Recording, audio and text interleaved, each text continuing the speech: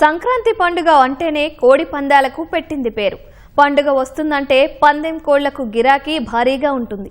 సంక్రాంతిని పురస్కరించుకొని నిజామాబాద్ జిల్లా సాలంపాడ్ క్యాంపు గ్రామంలో పందెం కోళ్ల కొనుగోళ్ల కోసం సందర్శన మొదలైంది.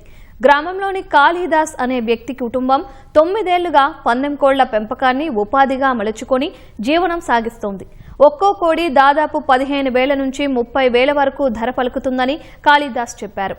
వాటికి ఆహారంగా రాగులు, సజ్జలు, బాదం పప్పు ఇస్తామని తెలిపారు.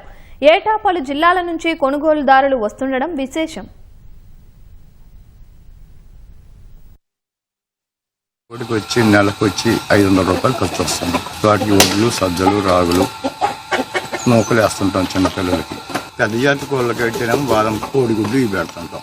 అలా ఏమంటే మనకి శాఖలు మొత్తం బాగా కోడికి ఒక 4-5 వేలు మిగులుతాయి ఒక సంవత్సరం మీద. ఒక కోడి పిల్ల పుట్టిన కాడి నుంచి మనం అమ్మబోయేసరికి 1.5 సంవత్సరం వయసు ఉంటుంది. దాన్ని అప్పి మనకి ఏమన్నా కోడిని మంచుకుంటే మనకు ఒక కోడికి వచ్చి 15 నుంచి 20,000 లేకపోతే 30,000 కూడా అమ్ముతాయి ఒక కోడి.